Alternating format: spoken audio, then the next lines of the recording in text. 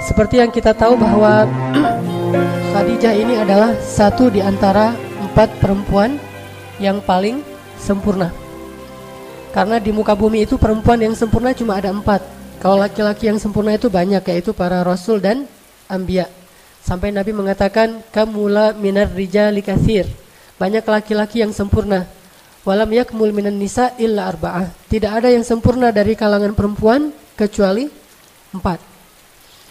Dan 4 ini kalau kita urutkan secara zaman, maka yang pertama siapa? Asiyah imra'atu Fir'aun. Kalau zamannya ya. Kemudian Maryam binti Imran.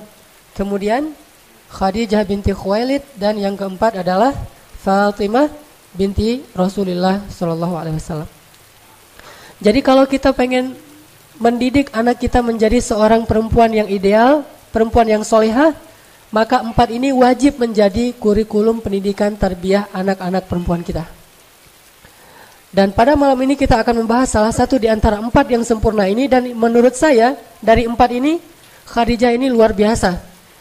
Kalau saya secara pribadi mengurutkannya, pertama Maryam, kedua Khadijah, ketiga Fatimah, keempat Asiyah. Kenapa Maryam pertama? Karena memang Maryam ini diperdebatkan oleh para ulama. Kira-kira Maryam itu nabi atau bukan? Kalau 3 yang terakhir ini tidak diperdebatkan, sepakat para ulama mereka bukan nabi tapi solehah gitu. Sedangkan Maryam, sebagian ulama mengatakan Maryam itu nabi, satu-satunya nabi dari kalangan perempuan. Tapi jumhur ulama mengatakan bukan nabi, orang soleh, tetapi sederajat dengan nabi. Ini artinya bahwa membahas tentang perempuan-perempuan 4 ini luar biasa. Enggak akan pernah habis teladan yang bisa kita ambil dari mereka semua. Bagaimana dengan Aisyah? Kenapa Aisyah tidak termasuk di antara 4 yang sempurna? Selain memang Aisyah punya keistimewaan tersendiri, tetapi nanti kita akan tahu jawabannya. Kenapa Aisyah tidak masuk bersama Khadijah di antara orang-orang yang sempurna? Walaupun Aisyah memiliki keistimewaan yang juga tidak kalah banyak. Bahkan termasuk salah satu perempuan yang paling dicintai Rasulullah SAW. Kita bicara tentang Ibunda Khadijah. Bagi saya ibunda saya itu adalah semua istri Rasulullah, Khadijah, Aisyah dan seterusnya. Kalau kita pengen tahu bagaimana nuansa cinta dalam rumah tangga Rasul dengan Khadijah, cukup kita tahu gimana dalamnya cinta Rasulullah kepada Khadijah. Itu bukti bahwa Khadijah ini benar-benar berhasil membaiatkan cintanya kepada Rasul.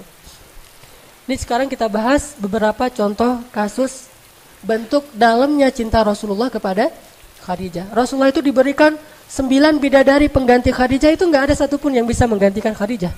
Kalaupun 9-9-nya itu bersatu untuk beramal soleh, berbuat baik, mencintai Rasulullah setulus hati mereka, sama sekali tidak bisa menggantikan perasaan tentang Khadijah di dalam hati Rasulullah SAW. Itu dalam banget tuh. Cinta Rasul kepada Khadijah tuh sangat-sangat dalam, melebihi cinta beliau kepada Aisyah. Dan begitulah hati laki-laki. Hati laki-laki itu Allah jadikan tidak mungkin bertemu 2 cinta secara persis sama dalam hatinya, enggak ada. Makanya Allah mengatakan walan tastati'u an ta'dilu bainan nisa'i walau harastum. Kalian enggak bisa untuk benar-benar adil kepada perempuan walaupun kalian mengusahakannya. Adil dalam ayat ini adalah adil perasaan. Sedangkan di awal surat An-Nisa Allah mengatakan wa in khiftum alla ta'dilu fawahidatan. Kalau kalian khawatir tidak bisa adil, maka satu, adil di dalam ayat itu adalah adil nafkah. Ini kalau kita bahas fikih, ada 2 kali Allah menyebutkan adil di surat An-Nisa. Pertama di awalnya, kedua di tengahnya, yaitu di juz kelima. Adil yang pertama itu artinya adil nafkah. Sedangkan adil yang kedua itu adil perasaan. Nafkah bisa adil, perasaan tidak. Dan Rasulullah tetap nggak bisa adil dalam perasaan beliau terhadap istri beliau. Dan yang paling benar-benar beliau cintai dan dalam terasa di hati beliau adalah Khadijah. Pertanyaannya, apa yang dilakukan Khadijah sehingga bisa memenangkan hati seorang hamba yang paling dicintai Allah, Rasulullah SAW? Ini yang harus kita cari tahu, terutama bagi ibu-ibu, gimana memenangkan hati suami. Walaupun mungkin secara fisik Khadijah usianya udah 60 tahun ketika meninggal, 65 tahun. Atau ketika menikah dengan Rasulullah 40 tahun. Sementara Aisyah 9 tahun, 11 tahun, 10 tahun di masa-masa awal menikah dengan Rasulullah, masih muda sekali. Hafsah 17 tahun, Sofiyah 19 tahun, Maria 22 tahun, muda-muda nih. Tetapi nggak ada yang bisa mengalahkan Khadijah dalam urusan menguasai hati Rasulullah Sallallahu Alaihi Wasallam. Rasulullah itu dalam banget cintanya kepada Khadijah. Nih, salah satunya nih. Pernah Rasulullah Sallallahu Alaihi Wasallam ketika beliau sedang duduk bersama Aisyah nih, lagi berduaan sama Aisyah, tiba-tiba ada yang ngetuk pintu. Dan terdengarlah suara sepupunya Khadijah yang datang bertamu ke rumah Rasul. Tapi gaya ngomongnya itu mirip Khadijah. Karena dia sepupu mungkin punya gaya ngomong yang sama gitu. Gaya ngomongnya mirip, suaranya mirip.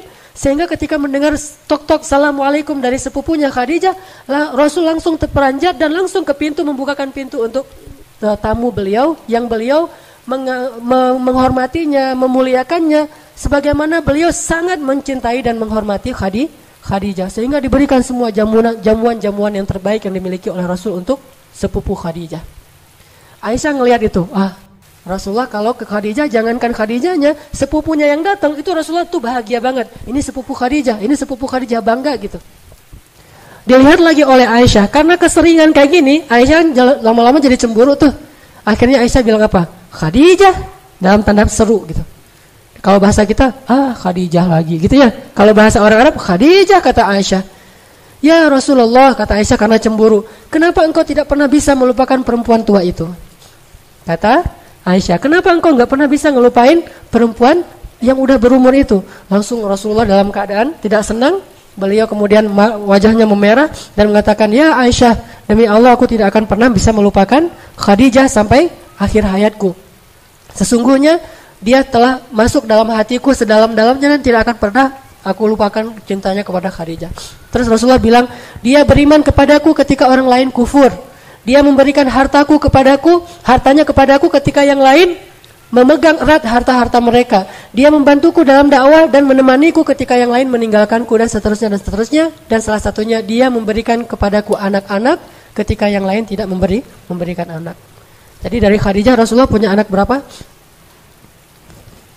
Ayo coba kita hitung. Anak yang pertama namanya Qasim.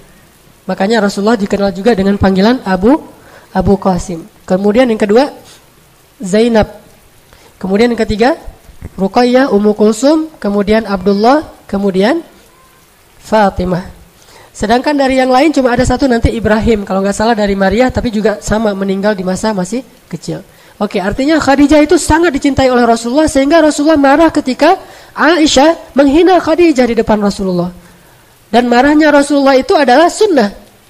Jadi kita harus tahu bahwa Rasulullah itu marahnya kapan, senangnya kapan, memaafkannya kapan, membalasnya kapan, semua yang dilakukan Rasulullah itu adalah sunnah. Jadi jangan hanya ucapannya yang dianggap sebagai sunnah. Sikap Nabi itu sunnah, dan marahnya Rasul ketika Aisyah menghina Khadijah itu marah yang paling baik. Posisi marah yang paling ideal itu di situ tuh. Tetapi dengan cara tidak mencela, tidak menyakiti, tidak menzalimi istri, tetapi di situ suami marah. Sehingga ketika misalnya ada orang lain yang menghina istri kita, atau ada saudara kita menghina istri kita, atau teman kita menghina istri kita, maka di situ marahnya kita itu ikut sunnah Nabi. Tetapi dengan syarat marah yang beretika, tidak mencela, tidak menyakiti, tidak menzalimi hak-hak orang lain. Dan Rasulullah SAW kadang beliau marah, kadang beliau senang, kadang beliau memaafkan, kadang beliau membalas sesuai dengan haknya. Semua ini adalah sunnah Rasulullah SAW. Ini salah satu contoh bagaimana cintanya Rasulullah kepada Khadijah. Ada lagi yang luar biasa. Ketika terjadi Fathu Makkah, apa arti Fathu Makkah? Ada orang bilang penaklukan kota Makkah, bukan. Pembebasan kota Makkah, karena Rasulullah tidak menaklukkan siapa-siapa. Pembebasan kota Makkah. Ketika terjadi pembebasan kota Makkah, Fathu Makkah, itu semua sahabat itu pulang ke rumah-rumah mereka masing-masing. Sahabat Muhajirin, Utsman pulang ke rumahnya, Umar pulang ke rumahnya, Abu Bakar pulang ke rumahnya, bahkan Ali juga pulang ke rumahnya. Tapi Rasulullah tidak pulang ke rumahnya yang ada di Makkah. Kemana beliau pergi? Beliau pergi jauh ke Ma'la, dan kemudian beliau membuat tenda persis di sebelah makamnya Khadijah. Di sanalah beliau bermalam selama terjadi Fathu Makkah, di sebelah makamnya Khadijah. Buat tenda di situ. Setelah itu malam-malam beliau nggak mau diganggu, mau berduaan aja dengan Khadijah. Beliau duduk di depan makamnya Khadijah, kemudian beliau bicara kepada Khadijah. Baca nanti Sirah Ibnu Hisham, sirah yang paling lengkap tentang Rasulullah SAW. Disebutkan di situ Rasulullah curhat kepada Khadijah sambil menangis di depan makamnya Khadijah. Rasulullah mengatakan, ya Khadijah, sadaqti ya Khadijah, sadaqti. Kamu benar ya Khadijah, kamu benar. Apa yang kamu ucapkan dulu tuh benar banget. Apa yang dibenarkan oleh Rasulullah tentang Khadijah? Dulu ketika awal dakwah Nabi lakukan di Makkah, Rasulullah itu kan dicela, dihina, dimusuhi. Khadijah bilang apa? Ya Rasulullah, demi Allah, jangan khawatir. Sesungguhnya Allah pasti akan memenangkan agama ini. Dan Allah tidak akan mengecewakan engkau. Jadi semangatlah ya Rasulullah. Allah gak akan ngecewain engkau. Dan Allah pasti akan memenangkan agamamu ini. Itu yang dikatakan Khadijah di awal dakwah. Ternyata sekarang Rasulullah berhasil membebaskan kota Makkah. Sehingga Rasulullah datang kepada Khadijah. Kemudian beliau mengatakan kepada Khadijah. Dan Khadijah di dalam kuburnya, entah dia dengar entah tidak, Allah yang lebih tahu. Rasulullah mengatakan, ya Khadijah, sadaqti ya Khadijah, sadaqti. Kamu benar banget wahai Khadijah. Allah telah menunaikan janjinya untuk memenangkan agama ini sebagaimana kata-katamu dulu. Kemudian Nabi menangis di kuburan Khadijah. Sama seperti misalnya saya pulang ke Aceh. Ibu saya meninggal dalam musibah tsunami bersama kakak saya dan dimakamkan di pemakaman massal, pemakaman umum. Dan itu jaraknya dengan bandara itu dekat. Jadi kalau saya pulang, turun bandara itu langsung sekitar 15 menit itu udah ada pemakaman tentang korban tsunami. Saya selalu kalau pulang ke Aceh itu keluar dari bandara langsung mampir ke kuburan ibu saya. Cuma kan saya nggak tahu posisi ibu saya di mana kan gede banget tuh. Berapa hektar gitu. Nah, akhirnya saya duduk di salah satu pojok pemakaman besar itu, kemudian saya ngomong gitu, "Mak, ini abang udah pulang mak," gitu. Pas awal-awal saya datang dari Mesir tuh berkesan banget tuh. Karena saya pengen banget ngajak ibu saya jalan-jalan, naik pesawat. Kan ibu saya belum pernah naik pesawat tuh. Pengen ngajarin gimana rasanya naik pesawat. Malah kalau bisa pengen umrohin ibu dan segala macam. Cuma ya Allah mentakdirkan yang lain. Pas saya pulang saya curhat, "Mak, ini abang pulang. Kak Yus," kakak saya namanya Kak Yus nih, adik pulang segala macam. Ngomong aja di situ.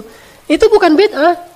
Dan itu nggak ada hubungannya dengan ahli kubur itu dengar atau enggak. Kita kan nggak tahu ya, karena Allah yang lebih tahu. Cuma itu adalah bentuk dari memuaskan rasa rindu seorang kekasih kepada kekasihnya. Dan Rasulullah melakukan itu.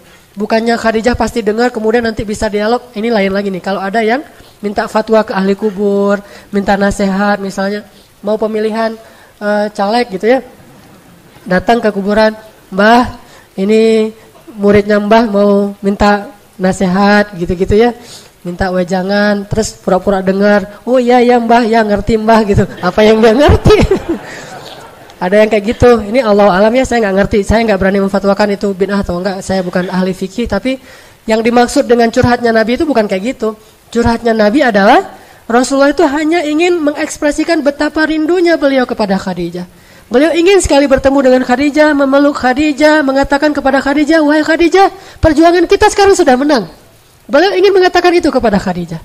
Beliau ingin memperlihatkan kepada Khadijah bahwa pengorbanan Khadijah itu gak sia-sia. Beliau ingin tunjukkan kepada Khadijah bahwa Khadijah itu benar dan dia adalah istri sejati yang pernah menolong Rasulullah dari awal berdakwah di Makkah. Itulah Khadijah. Gak ada istri yang bisa lebih hebat daripada Khadijah. Sehingga Rasulullah datang ingin curhat kepada Khadijah dan mengatakan, "Ya Khadijah, sadaqti. Kamu benar wahai Khadijah. Apa yang kamu katakan itu benar. Bahwa perjuanganmu itu gak sia-sia. Allah sudah memenangkan perjuangan kita ya Khadijah." Ini bayat cinta. Apa yang udah dilakukan Khadijah sehingga begitu dalam cinta Rasulullah kepadanya. Bahkan tidak tergantikan oleh 9 orang istrinya walaupun istri-istri yang cantik dan masih belia. Ini kita bandingkan aja tanpa ada niat menjelek-jelekan Aisyah ya. Karena kalau kita bahas Aisyah juga luar biasa. Tapi kita bandingkan misalnya Rasulullah pernah pulang ke rumah Aisyah dalam keadaan lelah, capek, habis berdakwah, habis berjihad. Kemudian Rasulullah sampai di rumah dalam keadaan lelah banget bilang gini, "Ya Aisyah, kepalaku sakit banget," kata Rasulullah kan? Apa kata Aisyah? "Kepalaku juga," gitu. Jadi kita boleh milih nih, mau jadi Aisyah, maka derajat kita derajat Aisyah. Mau jadi Khadijah, nggak kayak gitu.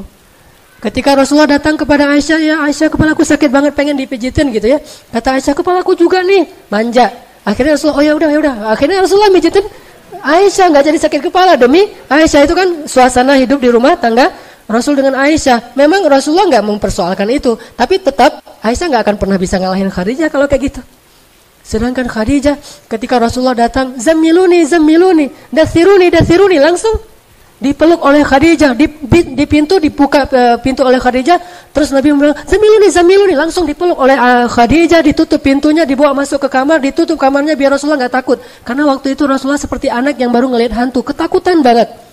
Pengalaman pertama melihat Jibril, akhirnya diselimuti oleh Khadijah, dibelai oleh Khadijah, kemudian dipeluk oleh Khadijah sampai Nabi tenang. Jadi Nabi enggak mengatakan Zammiluni juga, enggak ada. Itu bukan Khadijah. Atau Zammiluni, pergi sendirilah di kamar banyak selimutin sendiri. Enggak ada itu Khadijah. Jadi Zammiluni dizammilu beneran. Dan 2 kali kan? Muzammil, mudaththir, zammiluni, dathiruni. Ini menjadi simbol, walaupun kita enggak ngelihat persis adegannya kayak gimana, tetapi di sini ada pesan dari Allah. Ayat itu kan turunnya di dalam pelukan Khadijah. Ayat yang turun di dalam pelukan Khadijah. Ketika Rasulullah datang dalam keadaan ketakutan, Rasulullah bilang, dathiruni, dipeluk oleh Khadijah, dibawa ke kamar, kemudian dibelai oleh Khadijah, turun, ya ayyuhal muddaththir. Kemudian pulang lagi ketika berdakwah, dihina, dicela, dimusuhi oleh orang-orang kafir, Nabi sedih banget, kemudian pulang dalam keadaan sedih mengatakan, zammiluni. Kemudian dizammiluni oleh Khadijah, dipeluk dalam pelukan itu, ya ayyuhal muzammil. Artinya apa? Rasulullah itu selalu bisa selesai masalahnya jika pulang ke rumah. Bukan pulang ke rumah nambah masalah ya. Ini namanya Khadijah, wafa. Jadi rumah itu benar-benar hiburan buat suami, oasis buat suami yang gersang di luar, ada masalah apapun. Pulang ke rumah itu menyelesaikan masalah. Bukan keluar rumah itu untuk menyelesaikan masalah. Ini unik ya.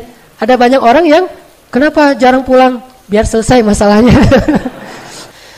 Lalu datanglah waktunya setelah 15 tahun menikah dengan Rasulullah yang aman, hidupnya damai, semuanya tercukupi, mereka orang yang mampu, bahkan termasuk orang kaya. Hidupnya itu enak banget, banyak pembantu. Datanglah masa-masa sulit. Jadi kalau orang dari awal sulit mungkin udah lebih siap ya. Ini dari masa-masa yang begitu nyaman, tiba-tiba gara-gara dakwah jadi sulit. Nggak pernah Khadijah tuh ngeluh, ini gara-gara engkau ini terlalu sibuk ngurusin orang lain, akhirnya hidup kita jadi susah. Tuh lihat anak-anak terlantar segala macam, nggak pernah sama sekali memberatkan suaminya. Benar-benar mendukung habis-habisan 100% all out kepada Rasulullah SAW. Sehingga datanglah wahyu pertama. Apa wahyu pertama kepada Rasulullah? Bukan, kalau itu ayat pertama. Bedain, kalau pertanyaannya, sebutkan wahyu pertama yang datang kepada Nabi, itu adalah sunrise.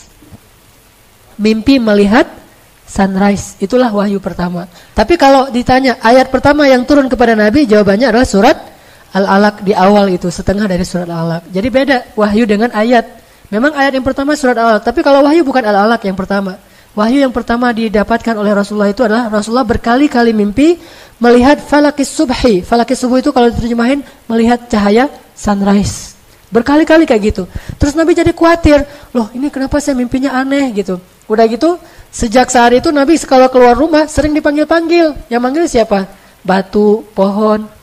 Manggil, ya Muhammad, engkau itu Rasulullah. Nabi cari-cari nggak ada orang. Terus Nabi lari gitu ketakutan. Ada lagi yang manggil, pohon manggil, ya Muhammad, engkau Rasulullah. Lari lagi. Rasulullah merasa aneh nih, kayak orang kerasukan, diganggu sama setan. Akhirnya datang ke Khadijah. Ya Khadijah, apa yang terjadi pada saya nih? Kok akhir-akhir ini saya sering mimpi aneh. Kemudian ada yang manggil-manggil tapi nggak ada orangnya. Apa kata Khadijah menenangkan? Wahai suamiku, gak usah khawatir, jangan sedih. Karena sesungguhnya Allah nggak mungkin menyakitimu. Karena engkau orang yang baik. Engkau orang yang menyantuni anak yatim. Engkau orang yang membantu fakir miskin. Engkau orang yang menjamu para tamu. Engkau orang yang menyelesaikan urusan banyak orang. Engkau orang yang baik ya, suamiku Muhammad. Dan namamu juga orang yang terpuji. Allah gak akan mungkin menyakitimu. Jadi itu pasti bukan gangguan setan. Pasti itu adalah pertanda baik dari Allah. Khadijah, cerdas, punya ilmu. Padahal dia belum tahu Islam. Tapi udah bisa memberikan banyak sekali dukungan dan motivasi bagi suaminya. Sejak saat itu Nabi mulai berpikir untuk menyendiri. Dari wahyu pertama Nabi bilang, ya Khadijah, boleh nggak kalau misalnya saya sekarang lebih banyak ke Gua Hira untuk bertafakur. Namanya tahanus. Ini siapa yang bunyi nih? Yang ini Asus. Oh biarin. Rasulullah bilang ke Khadijah, ya Khadijah, boleh nggak kalau sekarang saya mungkin lebih banyak bertafakur di Gua Hira. Kata Khadijah, gak apa-apa, kenapa suamiku, apa yang kau butuhkan? Saya butuh menyendiri, bertafakur apa yang terjadi dan apa yang harus saya lakukan. Akhirnya Khadijah buru-buru mempersiapkan bekal untuk suami. Bayangkan dukungan Khadijah. Disiapin roti, kemudian gandum, segala macam disiapin, bekal-bekal Rasulullah, selimut. Setelah dibekalin, akhirnya Rasulullah naik ke Gua Hira. Berapa lama? Berminggu-minggu di Gua Hira. Ngapain? Tahanus, tafakur. Ini apa yang terjadi, bagaimana memperbaiki bangsa ini dan seterusnya. Itulah pemikiran seorang laki-laki. Dia mikirin solusi untuk umat, bukan cuma mikirin diri sendiri dan keluarga. Mikirin nih umat kita nih lagi krisis nih, banyak yang terzalimi, umat kita jauh dari agama, terus gimana? Kalau bahasa teman-teman tabligh itu punya fikir gitu. Dia selalu punya fikir untuk umat, bukan cuma punya fikir untuk diri sendiri dan keluarganya. Nah, inilah rijal, laki-laki sejati. Dan Khadijah mendukung, memberikan bekal, akhirnya naiklah ke Gua Hira. Kalau bahasa sekarang, Rasulullah terhanus ke Gua Hira itu bahasa sekarangnya tuh suami-suami kita tuh rajin ke taklim. Ngapain sih taklim seminggu sampai 3 kali gitu ya? Itu lagi tafakur, belajar dulu. Karena dengan belajar akhirnya dia bisa berbuat lebih untuk umatnya, untuk bangsanya, untuk negaranya, untuk kaum muslimin. Sehingga dia datang ke Gua Hira yang bernama Al-Latif misalnya. Kalau itu kan Gua Hira. Ini Al-Latif Gua Hira-nya anak-anak muda Bandung. Insyaallah ya. Jadi rajin ke Latif, ya dukungin aja, bahkan bekelin gitu. Kalau dia bilang, boleh nggak kalau misalnya malam ini sekalian qiyamul lail, jadi saya nggak langsung pulang. Oh nggak apa-apa, mau dibekelin apa nih? Mau dimasakin nasi goreng? Nah itu Khadijah banget tuh. Tapi kalau ya udah, kalau berita buruk gitu nggak usah kasih tahu. Jangan kasih support gitu, motivasi, semangat, bekelin. Kasih misalnya beliin sovel yang untuk biar nggak digigit nyamuk. Terus apalagi gitu, selimut, bantal, Hello Kitty gitu, kasih aja semuanya ke suaminya biar suaminya nyaman gitu kan. Ini yang dirasakan oleh dai-dai yang punya istri Khadijah, dan itu luar biasa loh. Dan saya bukan cuma ngomong ya, saya ngerasain gitu. Jadi kalau misalnya mau itikaf di Al-Latif, oh ya, langsung disiapin semuanya, bukannya diminta, dan mungkin kita juga nggak akan enak hati kan ya, disiapin segalanya, udah biarin siapin sendiri, nggak biarin aja, disiapin air segala macam, dibuatin. Kalau saya senang sebelum qiyam tuh minum rosella dulu, siapin rosella hangat segala macam. Ini Khadijah, dan kita butuh istri yang seperti itu di rumah para mujahid. Kalau nggak akan ada yang bisa berjuang dengan istiqomah di jalan Allah Subhanahu Wa Taala. Tetap butuh wanita yang besar. Akhirnya Nabi naik ke Gua Hira. Berminggu-minggu habis bekalnya datang lagi, cuma semalam doang di rumah. Besok berangkat lagi ke Gua Hira. Gak pernah Khadijah bilang ngapain sih lama-lama di sana. Udah aja di rumah. Tafakur kan bisa di kamar juga, bisa sambil di atas sajadah segala macam. Gak ada tuh. Support aja. Suaminya datang, Khadijah bekalku habis, disiapin lagi sama Khadijah. Naik lagi tuh. Berminggu-minggu datang lagi. Sampai setelah beberapa bulan, di bulan Ramadan baru turun ayat pertama, Iqra bismi rabbikal ladzi khalaq. Sejak saat itu Nabi ketakutan, turun dari Gua Hira, tiba-tiba Jibril lagi itu ya, pas Nabi keluar dari Gua Hira, diinin sama Jibril, dipanggil sama Jibril, terus Jibril itu mau menampakkan wujud aslinya di langit dunia itu, semua langit itu penuh dengan wajah Jibril. Bayangin aja malaikat segede itu ngelongok gitu kan ya, bumi cuma sekelereng kan bagi dia kan, bagi malaikat, terus ngelihat gini itu gimana tuh, semua seantero cakrawala dilihat itu wajah Jibril, terus manggil lagi tuh, ya Muhammad kan, wah suaranya tuh langsung Nabi ngelihat kemanapun, ngelihat ada wajah Jibril. Terus kata Jibril, jangan lari ya Muhammad, jangan lari, aku Jibril, kamu Rasulullah, lagi kenalan. Cuma cara kenalannya gitu amat ya. Jadi, Jibril lagi kenalan, aku ini Jibril ya Muhammad, kamu itu Rasulullah lari. Bahkan bayangin aja, Gua Hira itu kan curam banget tuh. Turun nggak usah lari, jalan aja susah. Gimana turunnya lari, coba gimana ngebayangin tuh. Saya nggak bisa kebayang pas saya umroh ngelihat Gua Hira kayak gini curamnya, terus Nabi turun lari karena disamperin Jibril pengen kenalan. Itu kayak gimana tuh turunnya, luar biasa, nggak ada rem kan, turun sampai ngos-ngosan di rumah, ketok pintu langsung tadi dipeluk sama Khadijah. Khadijah nenangin. Setelah Rasulullah bangun istirahat, Khadijah tanya, ya suamiku ada apa? Kata Rasulullah, ada kejadian aneh, tiba-tiba datang sosok makhluk yang luar biasa besarnya, wajahnya memenuhi langit segala macam. Aku nggak tahu ini kenapa dengan aku akhir-akhir ini gitu. Dan dia berpesan Iqra bismi rabbikal ladzi khalaq. Akhirnya Khadijah bilang, yuk kita ketemu dengan sepupuku Waraqah, ulama Nasrani yang ada di Makkah. Yuk kita ketemu dengan dia banyak ilmu. Dianterin sama Khadijah ke Waraqah. Terus ketemu dengan Waraqah, ngomong dengan Waraqah, ya Waraqah apa yang terjadi pada suamiku? Akhirnya Waraqah bilang, itu namus. Namus itu bahasa Ibrani untuk Jibril. Itu namus yang pernah mendatangi Musa dan Isa. Kalau dia datang lagi jangan lari wahai Muhammad. Sesungguhnya dia adalah pembawa wahyu. Berarti engkau adalah nabi yang terakhir yang kami tunggu-tunggu. Aduhai seandainya hidupku masih lama, aku pasti akan menolongmu ketika orang-orang memusuhimu nanti, kata Waraqah. Selang beberapa lama kemudian, kurang dari 1 tahun, entah beberapa hari, Waraqah meninggal dunia. Khadijah makin yakin kan kalau suaminya adalah utusan Allah, bahagia banget Khadijah, mendukung banget. Tapi dia tahu resiko kayak yang disampaikan Khadijah oleh Waraqah. Apa kata Waraqah diam-diam kepada Khadijah? Ya Khadijah, suamimu itu akan mendapatkan banyak sekali masalah, maka beradalah terus di sisinya. Kata Khadijah, saya menjadi fida itu tebusan gitu. Kalau ada apa-apa, saya duluan yang akan ngadapin. Ya Waraqah, saya akan membantu suami saya hidup dan mati. Ini baiat cintanya Khadijah. Tahu resiko jadi seorang nabi. Pulang nih ke rumah. Pulang ke rumah, Rasulullah masih nggak enak nih kalau didatangin Jibril, merasa nih Jibril beneran atau setan nih, kan belum kenal ya. Gimana nih cara biar makin yakin? Khadijah tuh pintar gitu. Kata Khadijah, ya Rasulullah. Sekarang manggilnya Rasulullah, ya Rasulullah. Kalau engkau ingin membuktikan itu malaikat atau jin, caranya gampang. Nanti kalau dia datang, kasih tahu saya ya. Nah ini istri luar biasa, pintar, cerdas banget nih, bijaksana. Kata Rasulullah, oh ya, nanti kalau dia datang aku kasih tahu kamu. Datanglah Jibril.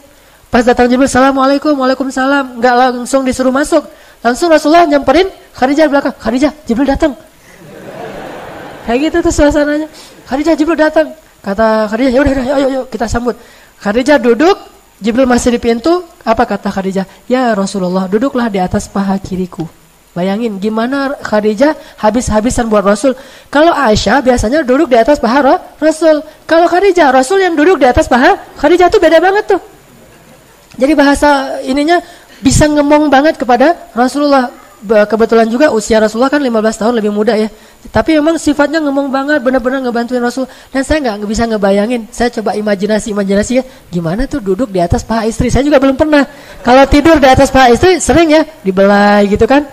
Maaf ya jomblo ya.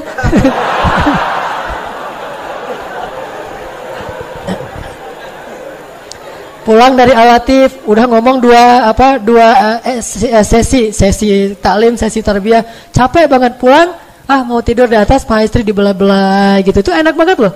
Tiba-tiba bangun udah azan subuh kan luar biasa tuh. Rasulullah duduk di atas paha Khadijah, di atas paha kirinya. Khadijah bilang duduklah di atas paha kiriku ya Rasulullah.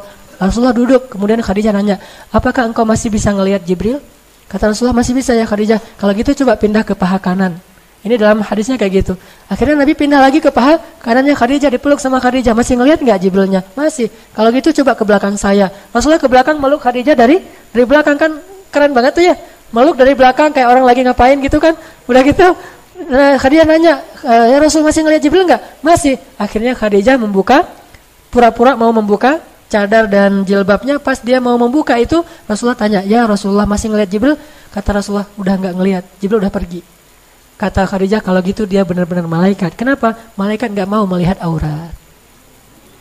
Malaikat tidak mau melihat aurat. Kalau dia masih ngelihat, melototin lagi, itu jin banget tuh. Kan cerdas banget ya Khadijah ya. Cara nguji mana malaikat, mana jin. Jadi yang senang ngelihat melototin yang gitu-gituan, itu jin. Kalau malaikat nggak senang yang gitu-gituan. Jadi kalau kita pengen nih, yang cewek-cewek nih pengen doanya mustajabah, diaminkan oleh malaikat, kemana dia pergi dinaungin malaikat, berarti muhajjabah, tutuplah auratnya, karena malaikat gak mau dekat dengan orang yang membuka aurat. Kenapa? Malaikat itu sangat terjaga. Pandangan matanya malaikat itu terjaga. Emang malaikat ada hawa nafsu? Ini bukan soal nafsu ya, tapi soal kesucian, kehormatan, dan malaikat itu menghargai perempuan. Sehingga malaikat gak mau melihat perempuan yang sedang membuka aurat. Jadi kalau malaikat Jibril datang ke rumah Khadijah, itu pasti minta izin dulu. Takutnya Khadijah belum pakai jilbab. Makanya Khadijah nguji nih. Pas mau dibuka, belum dibuka juga, Jibril udah pergi tuh. Ya Rasulullah masih ngelihat? Enggak, berarti dia Jibril malaikat, bukan jin. Makin mantap tuh Rasulullah. Oh ya, kalau gitu berarti saya benar-benar Rasul nih. Kan tadi ragu tuh. Rasul beneran enggak sih? Apalagi setelah dapat ayat pertama Al-Alaq, 6 bulan itu enggak ada wahyu. Nah dalam 6 bulan itu kan Nabi jadi ragu lagi. Jangan-jangan saya enggak jadi Nabi nih, dibatalin gitu kan. Khadijah terus 6 bulan. Jadi awal-awal masa Nabi beradaptasi dengan status baru sebagai Rasulullah, Khadijah itu benar-benar ngedukung Rasul. Ditambah lagi ketika turun ayat, sekarang berdakwahlah secara terang-terangan. Mulailah episode-episode yang sulit. mulai dicela, mulai dimusuhi, mulai habis-habisan. Ketika Rasulullah pulang dalam keadaan wajahnya berlumuran kotoran, bajunya banyak kotoran, Rasulullah pulang ke rumah, Khadijah sambil menitikkan air mata, sambil membersihkan kotoran di tubuh Rasulullah. Tapi terus ngasih motivasi, tapi nangis gitu karena sedih suaminya diperlakukan kayak gitu. Dan yang paling membuat saya merasa sedih itu adalah ketika Rasulullah SAW itu imbas dari dakwah beliau itu sampai kepada anak-anak beliau yang perempuan, putri-putrinya. Saya nggak bisa ngebayangin tuh, kalau putri saya diperlakukan kayak gitu gara-gara dakwah saya. Itu luar biasa. Siapa putrinya yang diperlakukan kayak gitu? Ruqayyah dan Ummu Kulsum. Ruqayyah dan Ummu Kulsum dinikahkan dengan putranya Abu Lahab. Berarti sepupuan ya. Nikah dengan sepupunya. Abu Lahab nggak beriman kepada Rasulullah. Sehingga gara-gara Abu Lahab benci sama Rasulullah, apalagi setelah berdakwah, Abu Lahab menyuruh anak-anaknya untuk menceraikan istri mereka, yaitu anak Rasulullah. Diceraikannya tuh bukan dengan cara yang biasa, diceraikan dengan cara yang hina banget. Diusir dari rumah, disuruh pulang ke orang tuanya sambil dimaki-maki gitu. Sehingga akhirnya datanglah Ruqayyah ke rumah Khadijah. Ibu gitu nangis, kenapa nak, kenapa? Suamiku menceraikanku, mertuaku marahin aku, mereka mencela aku segala macam, katanya aku anak seorang pendusta segala macam. Nangis habis-habisan di depan Khadijah, dipeluk oleh Khadijah. Terus Khadijah bilang, sabar ya, jangan sampai kita membuat ayah kita susah gara-gara kamu dalam kasus ini. Enggak dikasih tahu kepada Rasulullah. Sampai akhirnya Rasulullah tahu sendiri dari keluarga Abu Lahab, saking menjaganya perasaan Rasulullah. Jangan sampai concern Rasulullah di dakwah itu terganggu oleh masalah anaknya.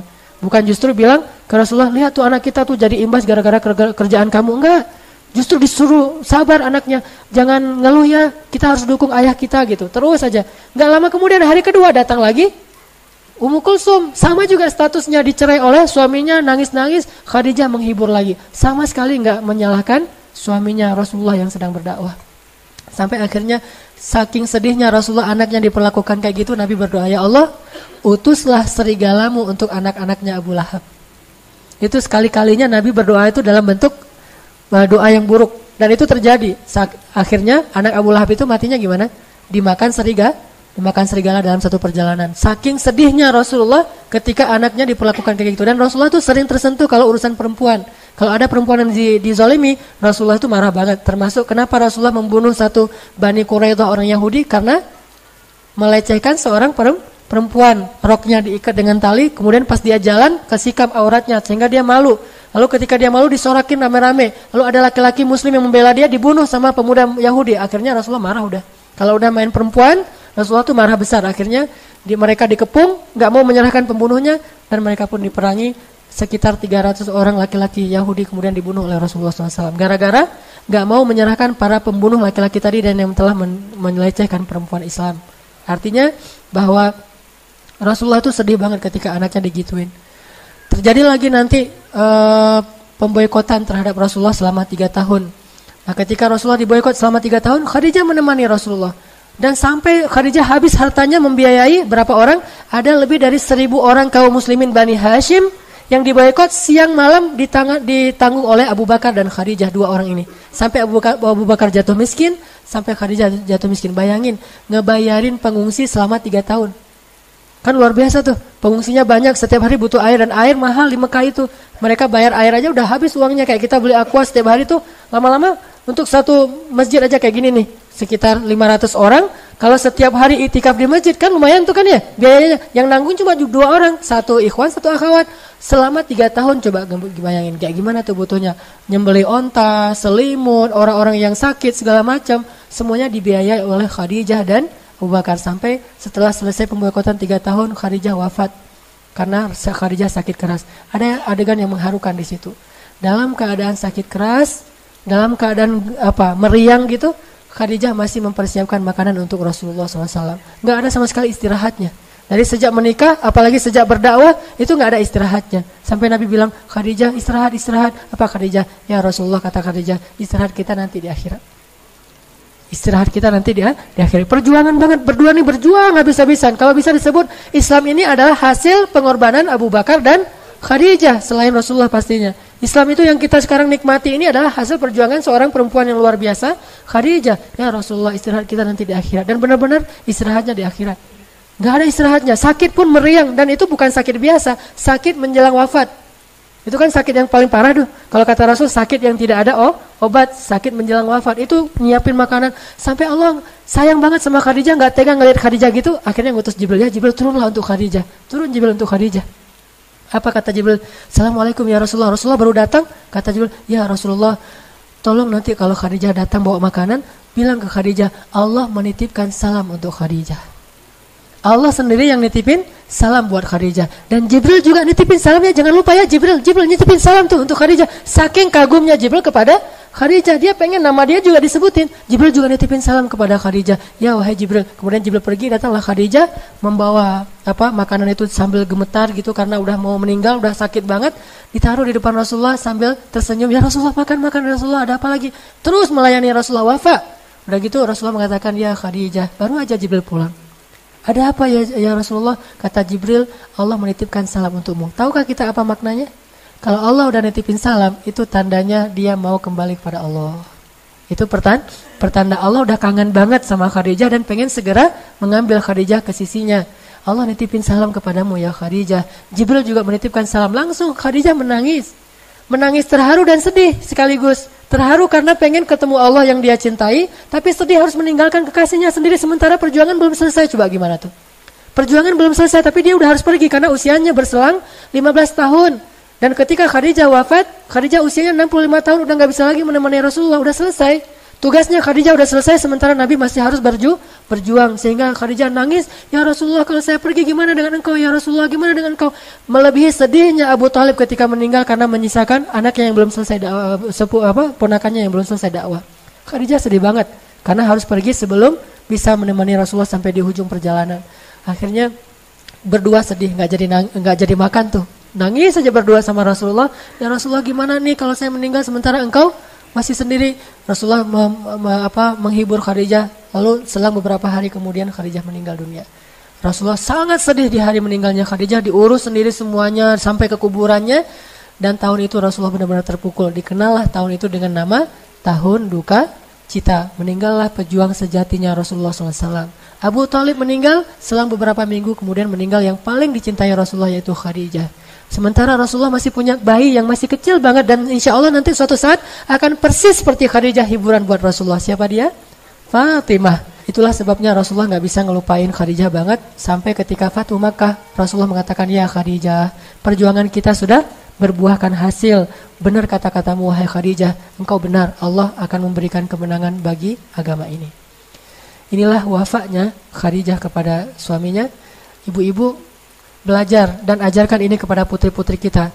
Istri yang sejati itu adalah istri yang bisa wafat habis-habisan buat suami. Gak ada pengecualian. Suami saya begini, gak ada pertanyaan kayak gitu. Terus saja.